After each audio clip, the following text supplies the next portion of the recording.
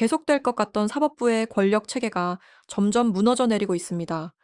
조의대를 정점으로 한 현재의 대법원 체제가 사법개혁을 통해 질서의 파괴로 규정된 겁니다.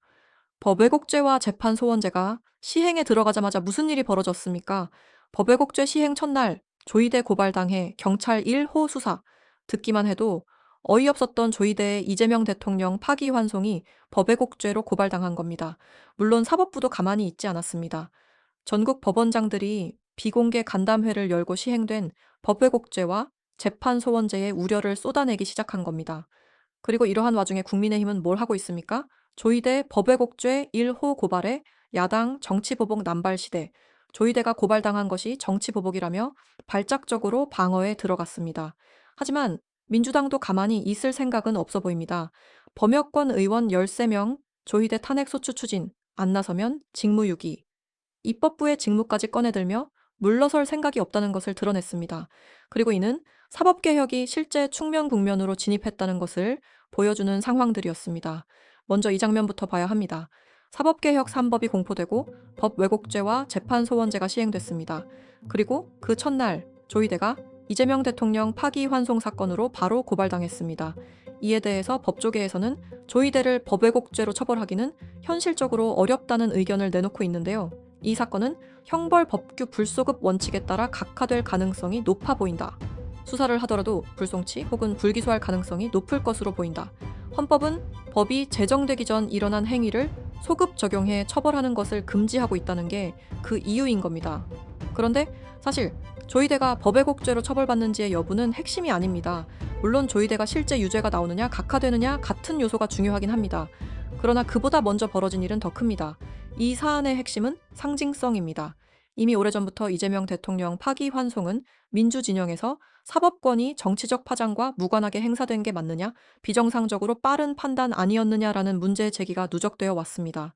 그리고 이 지점부터 조이대는 사법개혁 논쟁의 핵심 상징이 되었습니다. 그런 인물이 법외국조의 시행 첫날 고발됐다는 것은 이제부터는 사법부도 성격이 아니다라는 정치적 사회적 신호로 읽히는 겁니다.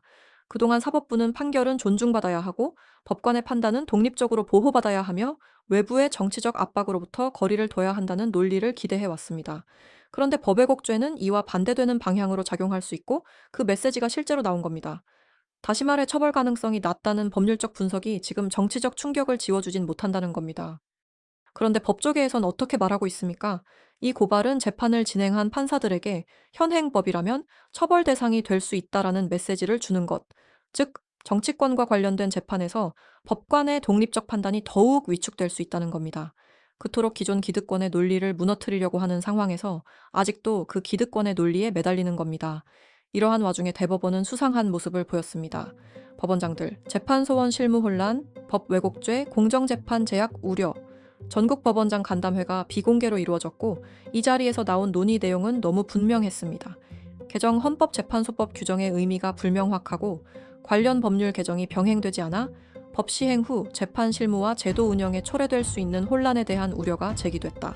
재판소원법에 대해선 실무 혼란과 제도 보완을 이야기했으며 형사법관에 대한 실효성 있는 보호, 지원 방안이 필요하다는데 뜻을 모았다. 법외국죄에 대해선 지원과 보호를 촉구했습니다.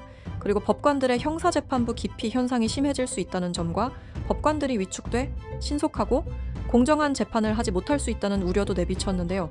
겉으로 보면 다 합리적인 문제 제기고 실무적으로는 충분히 할 수 있는 이야기입니다.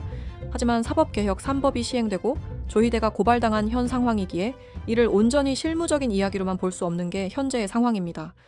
조희대 사법부는 사법개혁이 시행되자마자 혼란, 위축, 재판 독립을 꺼내들며 집단적 경고 신호를 보낸 것이고 그래서 우리 입장에서는 이렇게 느낄 수밖에 없습니다. 개혁이 시작되자마자 사법부가 집단적으로 방어 태세를 갖춘다. 같은 상황이지만 사법부는 독립보호를 말하고 우리는 기득권 방어로 읽는 겁니다. 재판소원제와 법외국죄를 사법부가 왜 이리 두려워하겠습니까? 재판소원제는 확정 판결마저 헌법소원의 대상이 되기에 대법원 확정 판결의 최종성에 큰 균열을 냅니다.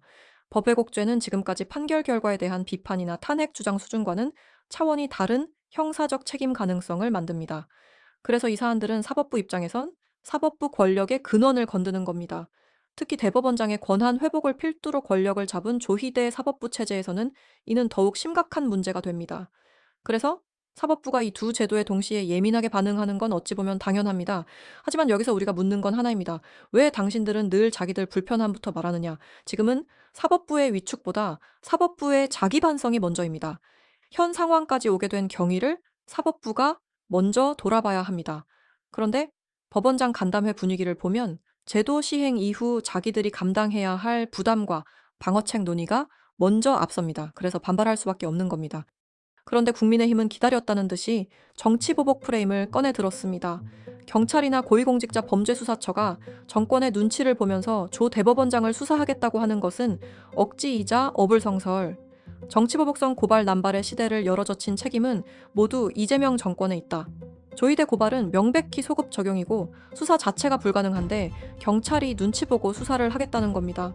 그리고 이 장면은 아주 익숙합니다. 국민의힘은 언제나 검찰 개혁, 사법 개혁이 나오면 개혁 자체를 거의 재앙 서사로 바꿔버립니다. 그리고 이는 국민의힘이 조희대 사법부와 사법기득권의 불안을 정치적 무기로 활용하는 겁니다. 사법부가 혼란을 우려하는 것을 이용해 국민의힘은 그걸 더 부풀려 정권 공격의 명분으로 쓰는 겁니다. 즉, 사법부의 집단적 방어와 국민의힘의 정치적 공세가 서로 맞물려 돌아가는 장면이 지금 나타난 것입니다. 소급처벌, 재판소원 남발은 논의로 해결이 가능한 이야기입니다. 그런데 국민의힘은 끝까지 말하지 않은 게 있습니다. 왜 이렇게까지 사법개혁 요구가 누적됐는지에 대한 반성, 사법개혁 3법과 조희대를 향한 분노의 이유에 대한 답은 하지 않습니다. 즉, 국민의힘은 결과만 비판하고 그 결과를 만든 원인은 절대 말하지 않는 겁니다. 범여권 의원 13명 조희대 탄핵소추 추진, 안 나서면 직무유기. 그래서 참다 못한 범여권에서도 나섰습니다. 지금 조 대법원장 탄핵에 나서지 않는다면 그것이야말로 입법부의 직무유기.